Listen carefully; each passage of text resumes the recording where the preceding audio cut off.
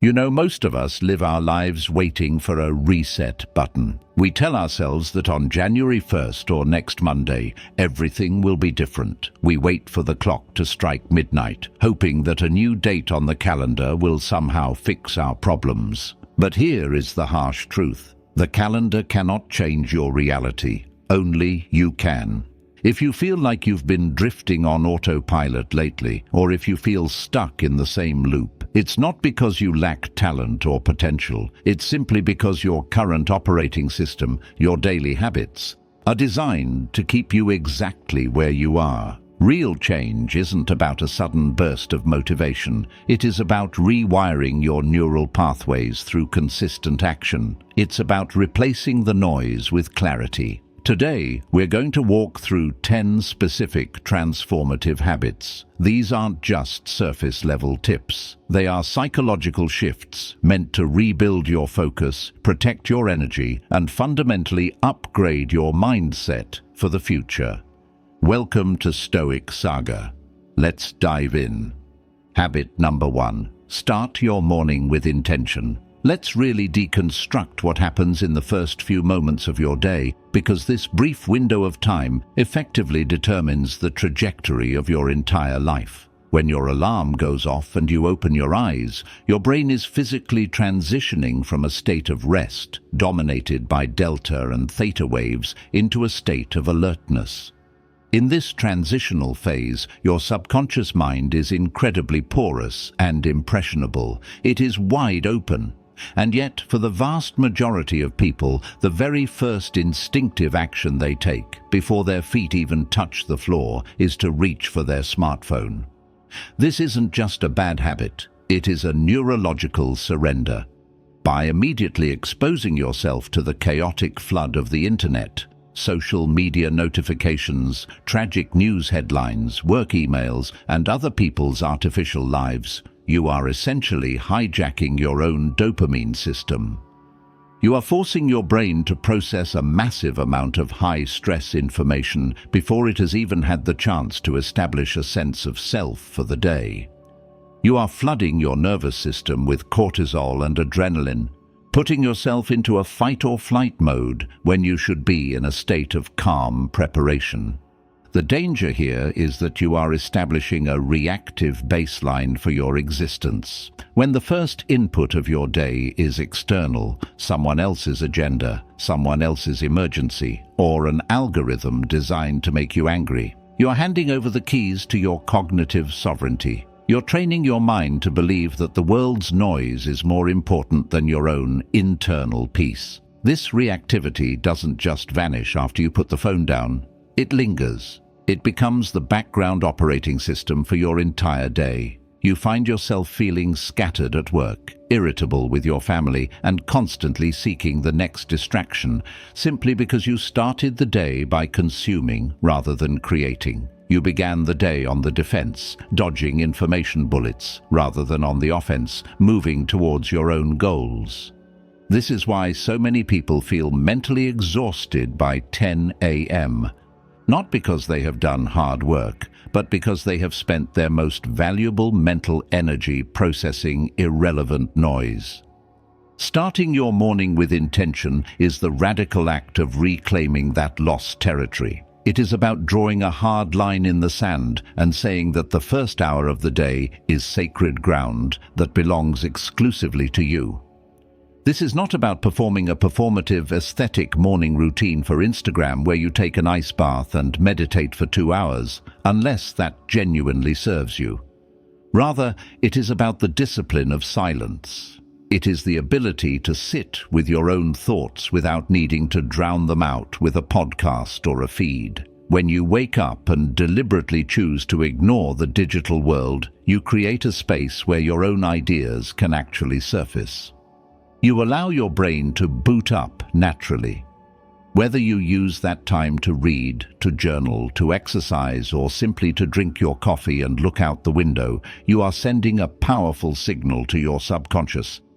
I am in control of my attention.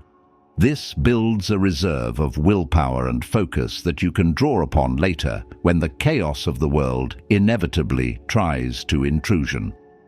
Habit number 2, protect your focus. We are currently living through what is arguably the greatest crisis of human attention in history, situated squarely in the middle of the attention economy. In this economic model, your focus is not merely a personal attribute. It is the raw material, the product that is being mined, packaged, and sold to advertisers by the wealthiest companies on earth. Every single notification, every red dot, every infinite scroll feature, and every algorithmically generated recommendation is the result of billions of dollars spent on behavioral psychology with one singular predatory goal: to fragment your concentration.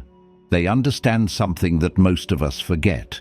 If they can break your focus, they own your reality. This is why protecting your focus is no longer just a generic productivity tip to help you finish your homework or your report faster. It is a fundamental act of rebellion. It is a necessary survival mechanism for your mind in the 21st century. If you are not actively building walls around your attention, you are by default allowing it to be stolen, sliced up into microseconds, and sold off, leaving you with a mind that feels perpetually scattered, anxious, and incapable of deep thought.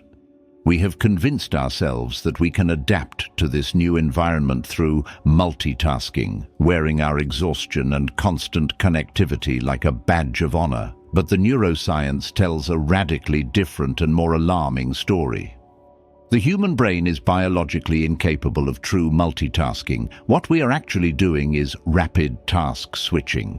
Every time you shift your attention from a deep work task to a Slack message, then to a text, and then back to your work, you are paying a heavy metabolic price known as cognitive switching penalty.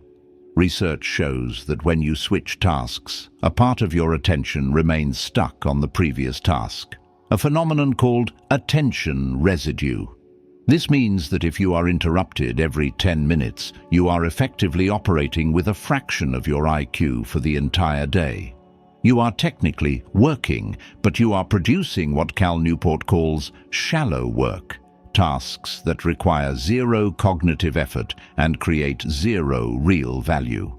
You end the day feeling completely drained, yet looking back, you realize you haven't actually moved the needle on anything meaningful. This is the trap of modern busyness. We are frantically running on a hamster wheel, confusing motion with progress.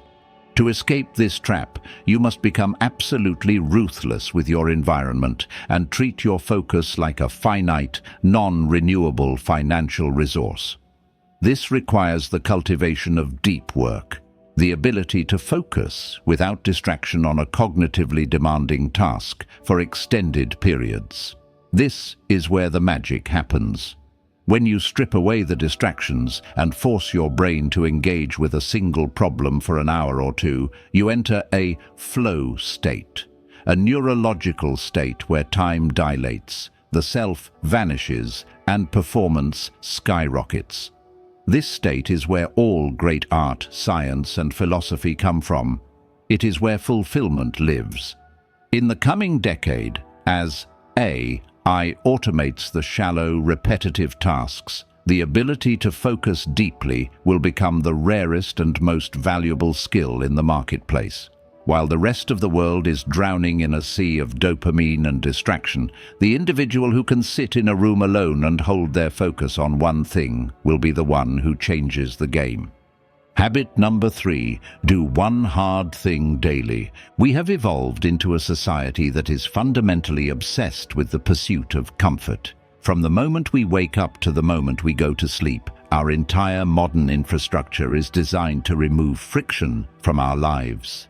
We have temperature-controlled environments, food delivered to our doorsteps, entertainment on demand, and infinite conveniences that ensure we never have to physically or mentally strain ourselves unless we choose to. From an evolutionary biology perspective, this makes perfect sense. For thousands of years, conserving energy was the key to survival. Our brains are hardwired to seek the path of least resistance because, in the wild, caloric expenditure was a risk.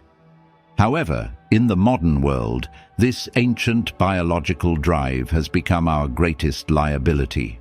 We are currently facing a crisis of comfort, where the absence of struggle is not making us happier, but rather, it is making us fragile. When you remove all resistance from your life, your threshold for stress plummets. You become structurally weak, not just physically, but psychologically. This is why we see people falling apart over minor inconveniences, a slow internet connection or a rude comment, because their minds have atrophied from a lack of genuine challenge. They have no reference point for difficulty. To counteract this inevitable decay, you must introduce a protocol of voluntary adversity. This is the practice of deliberately introducing a stressor into your day, not because you have to, but because you choose to. This is what the Stoics understood, and what modern neuroscience is rediscovering. Friction is the prerequisite for growth. When you commit to doing one hard thing every single day, whether it is a freezing cold shower, a high-intensity workout that pushes you to failure, a difficult conversation you've been avoiding, or studying a complex subject, you are doing something profound to your neural circuitry. You are engaging the anterior mid-cingulate cortex, a region of the brain that scientists have linked to willpower and the will to live. Studies suggest that this area of the brain actually grows when you do things that you do not want to do. By forcing yourself to overcome the initial resistance, you are physically rewiring your brain to become more resilient. You are teaching your nervous system that the sensation of discomfort is not a signal to stop, but a signal to adapt. This habit is not really about the specific activity itself. The cold water or the heavy weights are just tools. The real objective is the psychological victory of mind over impulse. Every time your brain screams, "This is uncomfortable, stop," and you choose to override that command, you are casting a vote for a stronger version of yourself. You are building self-trust. Most people suffer from a lack of confidence because they have a long history of breaking promises to themselves. They say they will do something, and then they let their feelings dictate their actions. When you do one hard thing daily, you reverse this pattern. You prove to yourself day after day that you are the type of person who can endure, the type of person who does not crumble under pressure. This creates a callus over your mind that protects you when life inevitably throws involuntary hardship your way. You stop fearing the difficult path because you have walked it every day on purpose. Habit number 4, finish what you start. We live in a culture that romanticizes the start. We celebrate the launch, the announcement, the new idea, and the initial burst of inspiration. And biologically, this makes sense because starting is chemically rewarding. When you begin a new project, whether it is a YouTube channel, a diet, or a business idea, your brain releases a surge of dopamine simply based on the anticipation of the reward. You feel productive just by planning the work. However, this feeling is a trap. It creates a generation of chronic starters, people who have a graveyard of half-built bridges, unfinished manuscripts, and abandoned goals. The problem is that while starting is fueled by excitement, finishing is fueled by character. The middle phase of any endeavor, often called the valley of despair, is where the dopamine wears off, the novelty fades, and the actual grinding work begins. This is where most people quit. They interpret the loss of excitement as a sign that they are on the wrong path, so they jump to the next shiny object to get that dopamine hit again. But this cycle is destructive. Every time you quit something halfway, you are essentially training your subconscious mind to believe that you are not a person who follows through. You are eroding your own integrity. There is also a profound cognitive cost to leaving things unfinished, a phenomenon in psychology known as the Zeigarnik effect. This effect states that the human brain remembers uncompleted tasks better than completed ones. Essentially, an unfinished task creates an open loop in your mind. It runs as a background process, quietly draining your cognitive battery and creating a low-level hum of anxiety. You might not be consciously thinking about that unfinished project, but a part of your brain is continuously allocating resources to keep it active in your working memory. When you have 5, 10, or 20 open loops, your mental bandwidth is decimated. You feel exhausted, not because you are working hard, but because your brain is overwhelmed by the weight of loose ends. You are walking around with a mental backpack full of rocks. Therefore, the habit of finishing is not just about productivity, it is about mental hygiene and psychological closure. You must become a closer. This means being extremely careful about what you agree to start. But once you commit, you see it through to the absolute end, even if the result isn't perfect. We need to replace the perfectionist mindset with a completionist mindset. A mediocre project that is finished and shipped is infinitely more valuable than a masterpiece that exists only in your head. When you finally close a loop, when you hit publish, submit the assignment or finalize the deal, your brain releases a different kind of chemical reward. It's not the cheap, jittery dopamine of a new idea. It is serotonin, the chemical of satisfaction and status. You feel a deep sense of relief and competence. You prove to yourself that you are reliable. By ruthlessly closing these loops, you free up massive amounts of mental energy, allowing you to move into your next chapter with clarity and power. Habit number 5. Consume less, create more. If you look at the architecture of modern society, you will notice a disturbing trend. The vast majority of the population has been conditioned into a permanent state of passive spectatorship. We are witnessing an epidemic of what can only be described as information obesity.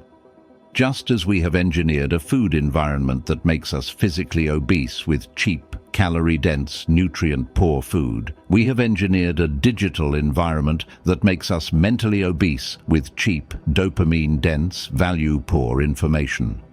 The average person spends hours every single day inhaling content, scrolling through 15-second videos, binge-watching series, reading hot takes on Twitter, and listening to endless podcasts without ever pausing to synthesize or apply any of it. This creates a dangerous imbalance in the brain. When the ratio of your input drastically exceeds your output, your mind stops functioning as a generator of ideas and starts functioning merely as a storage facility for other people's thoughts. You lose your cognitive agency. You become a consumer in the truest, most industrial sense of the word. A unit designed to ingest content and generate ad revenue rather than a human being designed to impact the world. The psychological cost of this imbalance is the gradual erosion of your unique identity.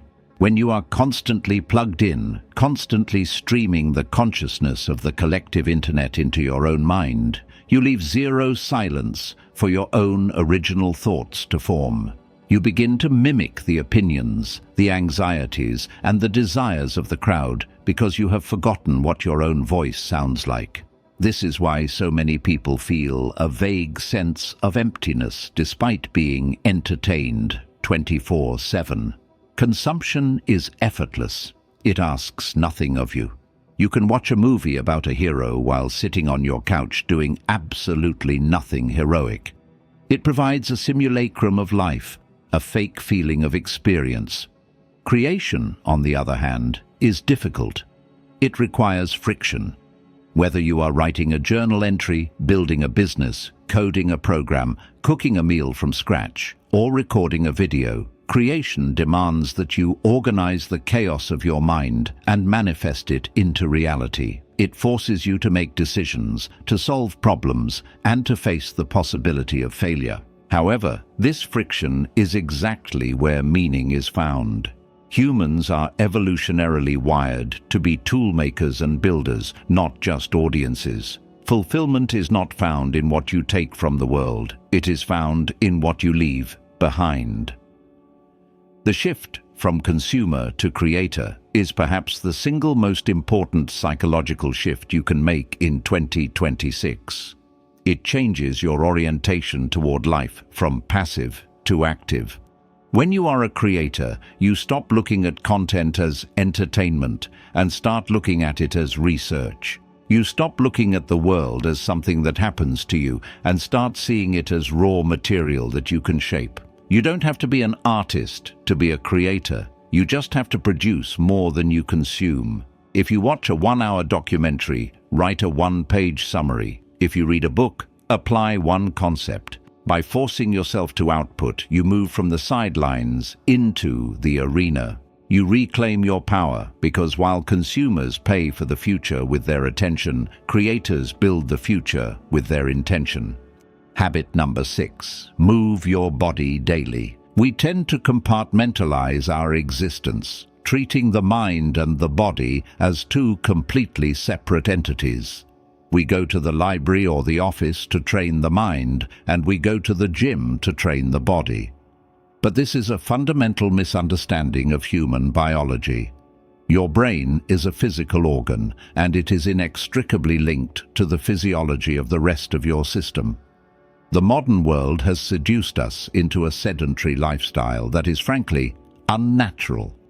We were not evolved to sit in ergonomic chairs for 12 hours a day, staring at illuminated rectangles. We evolved as endurance predators, designed to move, to hunt, and to traverse long distances. When you strip that movement away from your daily life, you are not just letting your muscles atrophy. You are creating a stagnant environment for your mind. There is a profound correlation between the rise of sedentary behavior and the rise of anxiety and depression. When you remain static, your stress hormones, cortisol and adrenaline, accumulate in your system with nowhere to go. You feel agitated and trapped because biologically your body is signaling that it is trapped. We need to reframe exercise completely. For too long, the fitness industry has sold exercise as a vanity project. It's about six-pack abs, burning calories, or looking good for summer. While those are fine side effects, they are the least interesting reasons to move. The real reason to move your body daily is for cognitive optimization. When you exercise, particularly when you engage in aerobic activity or resistance training, your body releases a protein called BDNF, brain-derived neurotrophic factor.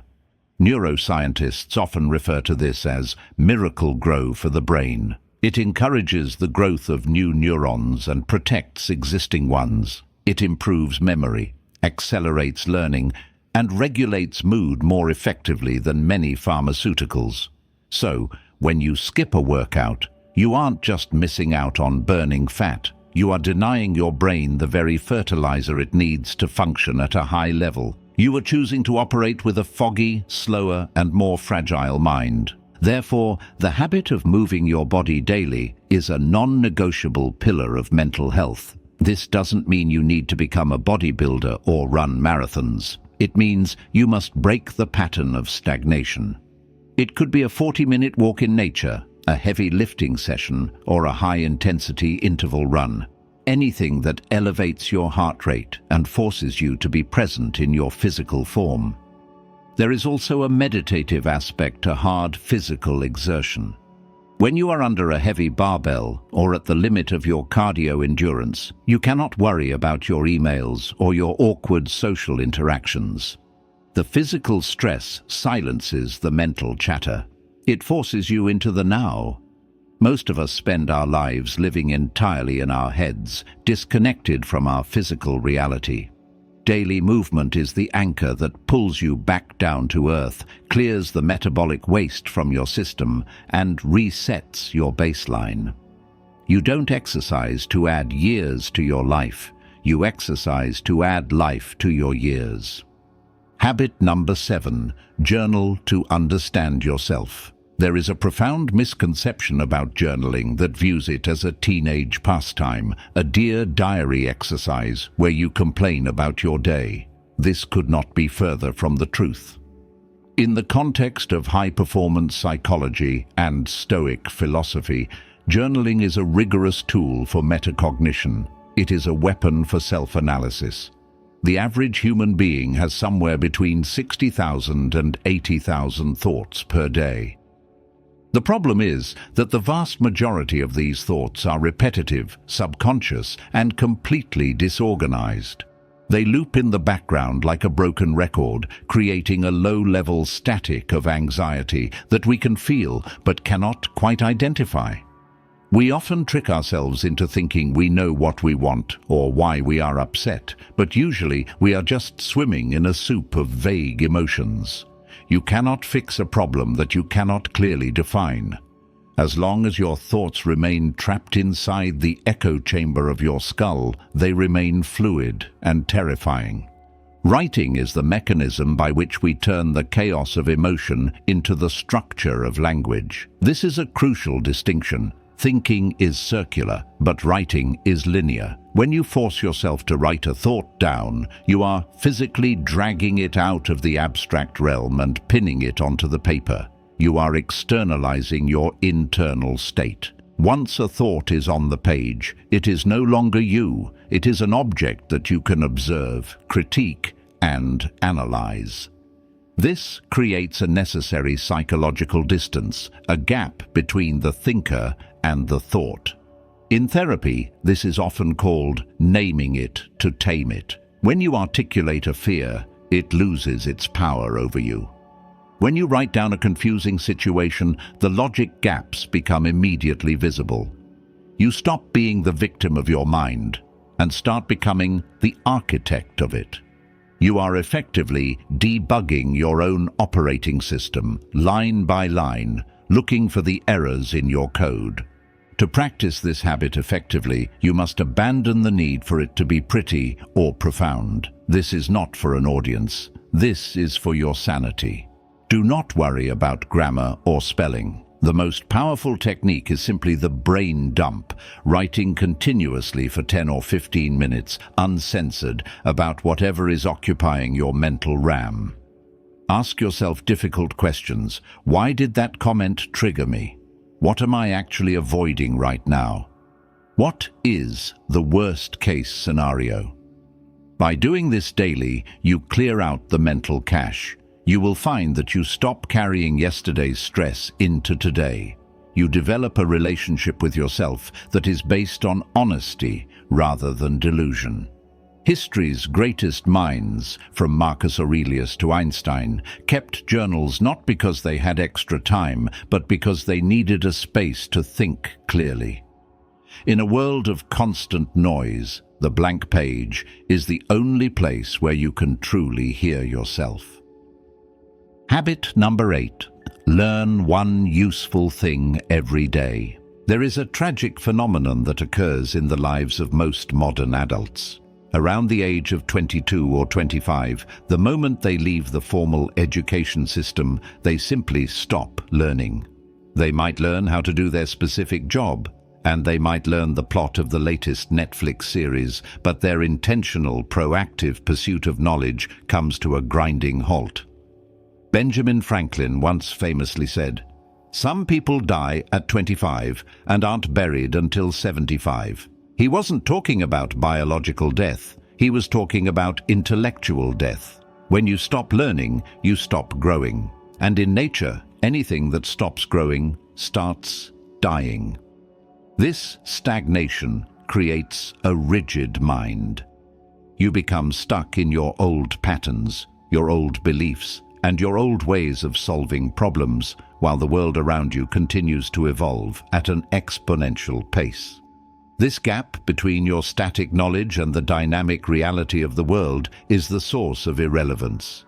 From a neurological standpoint, continuous learning is the only way to maintain neuroplasticity, the brain's ability to reorganize itself by forming new neural connections. Your brain is an use it or lose it organ. When you challenge it with new concepts, new languages, or new skills, you are physically keeping the hardware young. But beyond the biology, there is the concept of the compound interest of knowledge.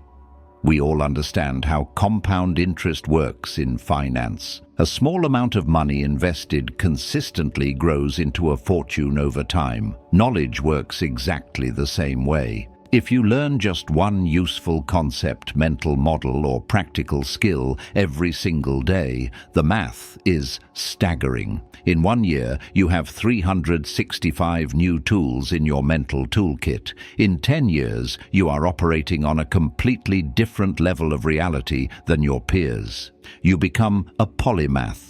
Someone who can connect dots between disparate fields, seeing solutions that others miss because they lack the breadth of understanding.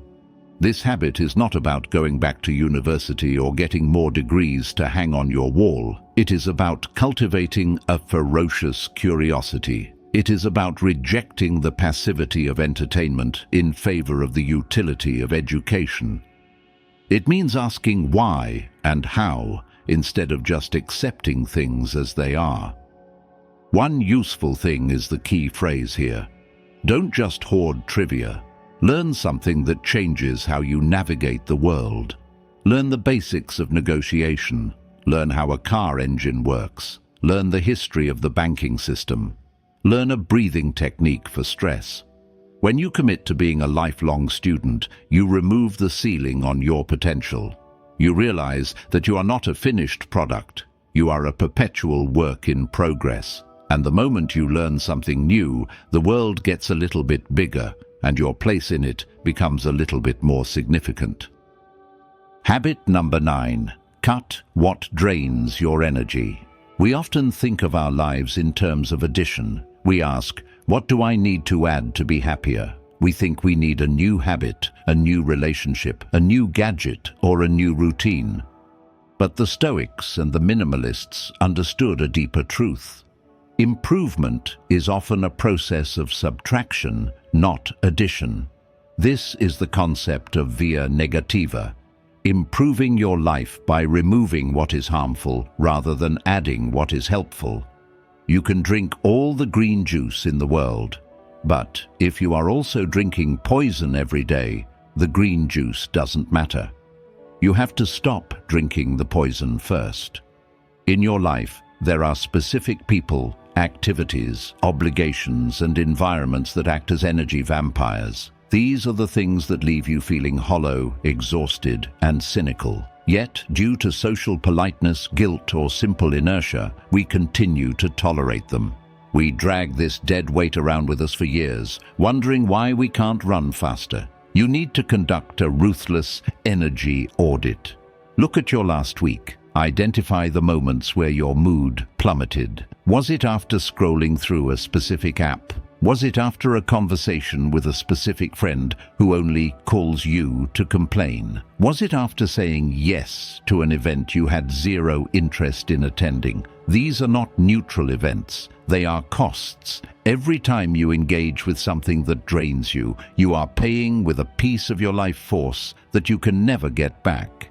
You have a finite amount of energy every day, a limited battery. If you spend 40% of that battery dealing with drama, negativity, or mindless consumption, you are left with scraps for your own dreams and your own family. You are bankrupting your potential to appease things that don't matter.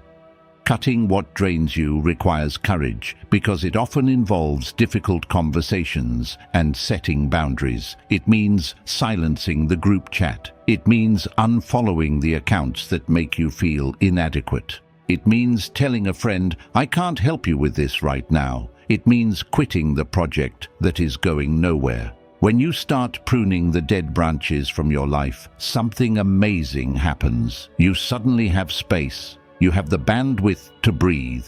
The energy you were wasting on maintenance is now available for growth. You aren't being selfish, you are being strategic. You are protecting the asset, which is you. By eliminating the negative, the positive naturally expands to fill the void. You don't need to force happiness. You just need to remove the things that are actively making you miserable.